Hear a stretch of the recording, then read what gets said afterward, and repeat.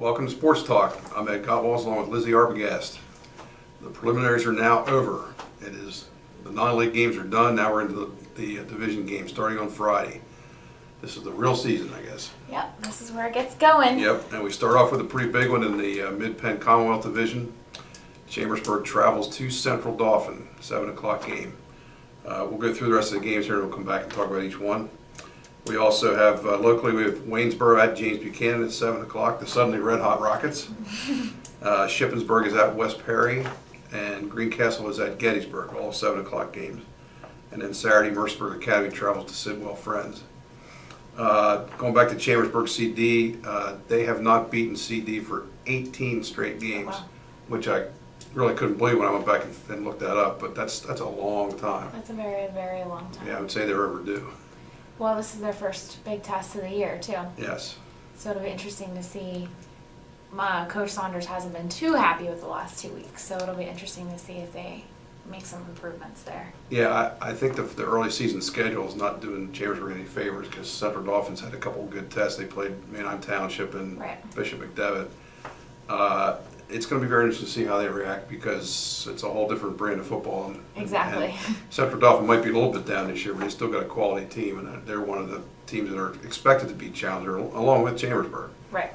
I'm going to be away this week, so I won't be able to see this, but I'm going to be watching your tweets the whole time because I'm really curious to see how they do. Yes. Yeah. It was a very good game, too, last year, wasn't it? For a while. Yeah. For a while. But Central Dauphin has always seemed to just be able to score a lot of points against Chambersburg, and that's the one thing that I think Chambersburg is improved on. Right. If they can stop CD's running game, then they got a shot, I think. Yeah.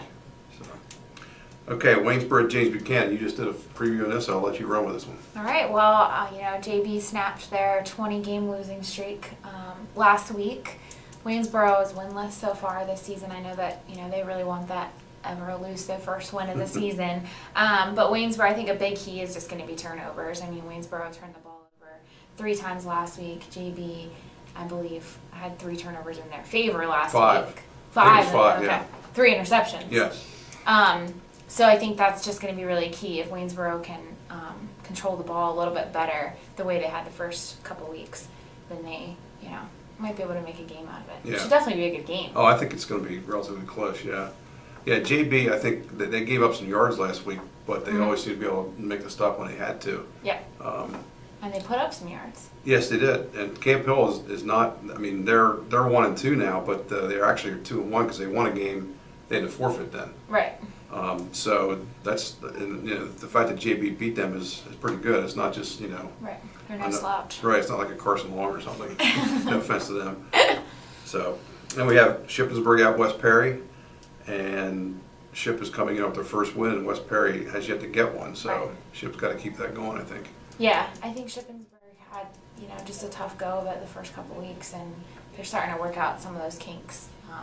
Seth Fry had a much better game last week than he had the previous 2 weeks. Yeah. So that's good for Chip, obviously. Yeah, and West Perry, I know, had a really good quarterback that they graduated, so they're not quite as strong offensively. Yeah, they're using like 3 quarterbacks. Yeah, I this saw that in year, your so, story. 3 quarterbacks, that's... Yeah, and they all seem to be getting decent playing time, so I don't know if that's always the best strategy, but you never know. It's like an extended preseason or something. Exactly.